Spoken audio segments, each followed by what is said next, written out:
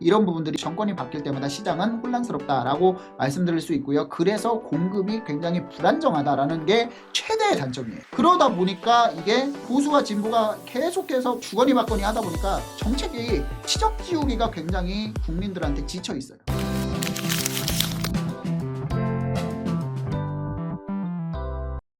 안녕하세요. 반갑습니다. 여러분들과 함께 부동산 투자의 시작을 설계하는 부동산 채널 이충민의 부말리입니다. 오늘은 우리나라 부동산 시장 굉장히 불안전한 시장입니다. 부동산 시장에 대해서는 역대 정부에서 계속해서 냉탕과 온탕을 왔다 갔다 했는데 우리나라 부동산 시장이 다른 선진국에 비해서 OECD 국가 중에서도 상당히 비싼 가격에 들어간다라고 말들을 많이 하는데, 그래서 우리나라 부동산 시장은 도대체 정책적으로나 아니면은 수요 공급 측면에나 아니면 매수자 측면에나 왜 이렇게 부동산 가격에 대해서 말도 많고 탈도 많은지 한번 살펴보도록 하겠습니다. 이 신문기사 내용은요, 역사는 반복된다예요. 부동산 정책의 끝없는 배신. 정권 바뀔 때마다 180도 정책이 변화한다라고 합니다. 문재인 정부는 집권 초기에 세금으로 집값을 잡지 않겠다라고 했지만 결국 26번의 부동산 대책을 쏟아내며 종부세 최고세율을 6%까지 올렸다. 윤석열 정부는 세금 규제 완화를 내세웠지만 집값이 오르자 규제 강화로 돌아섰다. 문재인 정부 때는요, 종부세만 올린 게 아니죠. 뭐 엄청난 세율이었습니다. 그때 당시에 집값을 못 잡아가지고 서울시 25개구가 전부 다 규제 지역으로 묶여 있었어요. 규제 지역 자체가 2주택자는 취득세가 8%, 3주택자는 12%였습니다. 여기에다가 단기 양도는 우리가 70%거든요. 그리고 규제 지역의 양도소득세 중과가 20%까지 적용이 된다면 이게 말도 안 되는 세율이었던 부분이죠. 역대 징벌적 과세로는 최고였다. 그러면서 어떻게 됐어요? 집값 못 잡았죠. 오히려 집값 상승률은 역대 최고였다라고 나와 있습니다. 왜 부동산 시장이 이렇게 일괄되지 않고 부동산이 냉탕과 온탕을 계속 왔다 갔다 하냐? 한국의 특징을 좀 살펴보면요, 우리나라 5년 단임제를 택하고 있습니다. 5년 단임제 하면 우리가 과거 노무현 정부 때부터 시작을 할게요. 그러면 노무현 대통령 때부터 노무현 대통령, 이명박 대통령, 박근혜 대통령 이렇게 왔잖아요. 그러면은 진보, 보수, 진보 이렇게 가요. 보수였던 게 이명박 대통령하고 그 다음에 박근혜 대통령이 뭐 임기 다 채웠습니까?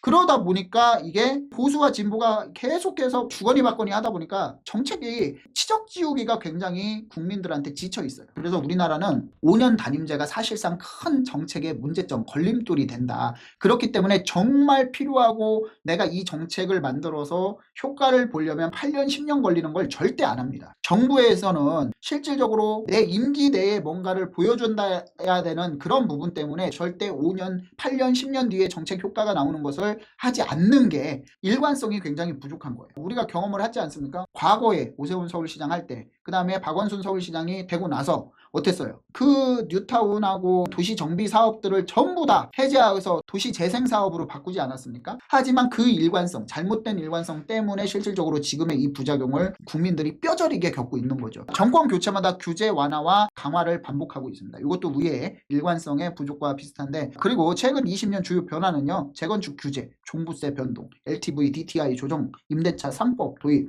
전부 다 이 변화들이 정책마다 다르게 있어요. 자, 그래서 역대 대통령들의 부동산 정책을 좀 살펴보면요, 노무현 대통령은 2003년 이제 IMF가 끝나고 나서 한참 집값이 올랐죠. 부동산 가격이 최고로 많이 올랐죠. 규제를 엄청나게 했습니다. 종부세도 도입했고요, 분양가 상한제, 재건축 초과이익 환수제도 만들었고, 뭐 여러 가지 강력한 규제를 펼쳤어요. 이명박 대통령 때 뭐 했어요? 완화를 했죠. 왜냐면 집값이 떨어지면 완화를 해야죠. 2008년에 뭐가 왔어요? 금융위기가 왔죠. 부동산 가격이 폭락했었습니다. 그리고 뭐를 했냐면 이때 반값 아파트 얘기가 나왔었어요.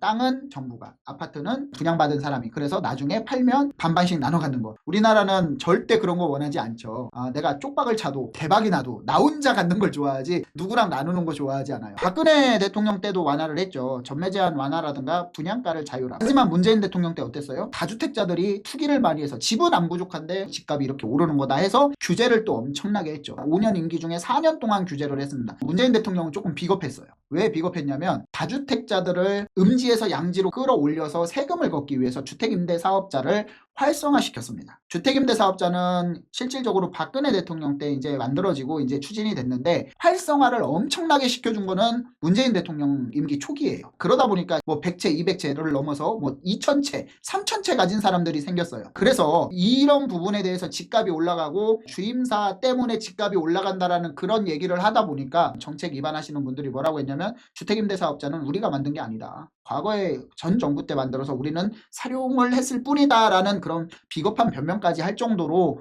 조금 그랬습니다. 윤석열 대통령 2022년부터 24년까지 규제지역을 해제를 했고 재건축 안전진단을 완화했으며 세금 완화, 그 다음에 이제 완화 기조가 굉장히 뚜렷했습니다. 왜냐면은 완화를 해야 공급을 할 수 있거든요. 규제를 하려면은 그 규제에 대해서 매수자들이 사줘야 이게 공급 시스템이 돌아가는데, 수요 공급이 돌아가는데 실질적으로 그렇게 못해요. 한 번 규제를 하면 완화하기 쉽지 않고 완화를 해야 공급이 되는데 그 공급이 어려우니까 규제로 계속 갈 가능성이 높다라는 게 제 의견이에요. 그리고 마지막으로 지금 현 정부죠. 이재명 대통령. 어떻게 나올지 토지거래허가 구역 확대, 이건 당연할 거고요. 공공주도, 공급 강조, 재개발 재건축 규제 완화 움직임이 보이고 있습니다. 하지만 재개발 재건축 규제 완화에 대한 후속 대책이라든가 세부 계획은 전혀 나오지 않고 있고, 지금 국토교통부 장관께서 분명히 국토부에서 후속 대책이 나올 것이다, 지금까지 아무것도 나오지 않고 있다. 그만큼 정부의 고심이 깊다라고 말씀드릴 수 있겠습니다.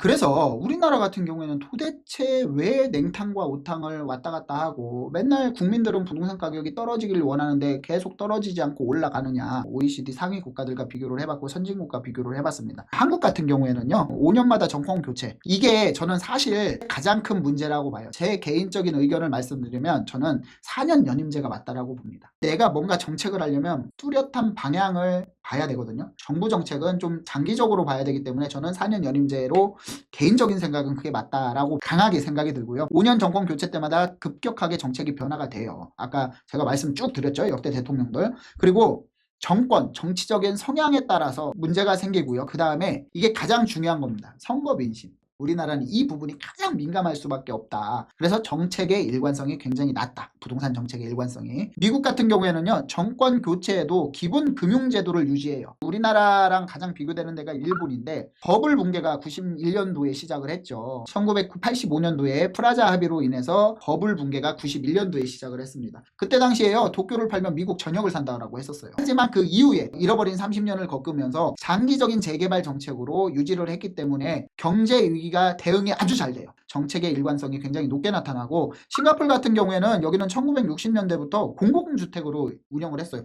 여기는 80% 이상이 공공주택입니다. 자가 소유를 장려하긴 하지만 실질적으로 여기는 외국인 투자 같은 경우에는 세금이 징벌적 과세가 엄청납니다. 그래서 일관성이 아주 높다라고 말씀드릴 수 있고, 독일은 수십 년간 임대주택 중심 정책으로 지속했어요. 임대차 보호하고 사회복지를 강조했습니다. 여기도 이제 뭐 일관성이 높긴 하지만 독일도 지금 공공주택으로 임대차 보호를 위해서 복지 예산으로 공공주택 공급을 하다 보니까 굉장히 도심권의 집값이 상승하고 있다라고 말씀드릴 수 있습니다. 그래서 우리나라 상황을 주요 내용을 살펴보면요, 장점은 경제 상황이나 정권 성향에 따라서 신속하게 좀 대응을 할 수 있습니다. 하지만 부동산은 공급의 탄력성이 있죠. 비탄력적이에요. 내가 빵 같지 않고 필요할 때 찍어낼 수 없는 게 부동산입니다. 그래서 문제점이 있고, 과열, 침체 국면에서 빠른 조정이 가능해요. 만약에 과열됐다 그러면 규제 정책, 그러면 침체됐다 그럼 완화 정책. 그래서 냉탕과 온탕이 왔다 갔다 계속해서 하고 있습니다. 그리고 일부 규제 완화로 단기 시장에 숨통을 제공할 수 있어요. 하지만 여기에서 단점이 있죠. 시장 혼란이 굉장히 가속화됩니다. 정책이 빠른 만큼 시장 혼란도 빨라요.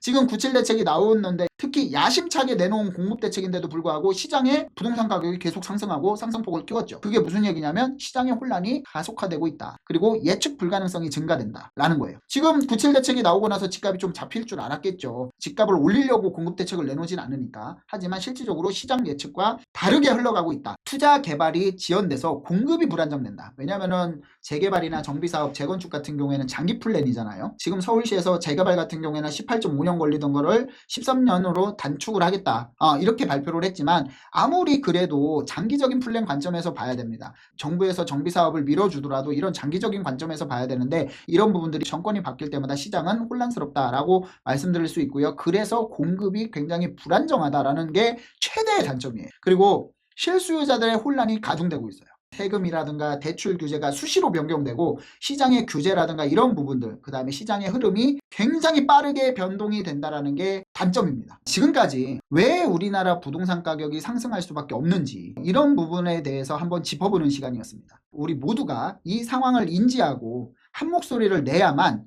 주택가격 상승하는 법, 집값이 안정돼서 결혼도 할 수 있고, 그 다음에 노후에 집값이 안정돼서 편안하게 자식들한테 내가 큰 집을 팔아가지고 일부를 자식들한테 떼주고 딴 데로 전혀 연고 없는 데로 이사를 가지 않고 이런 부분들을 방지할 수 있습니다. 그래서 우리는 이런 부분들을 정확히 인지를 하고 꾸준히 문제 제기를 해야만 이 정책의 변화를 이끌어낼 수 있습니다. 지금까지 이충민의 부말리였습니다. 이것으로 마무리하겠습니다. 감사합니다.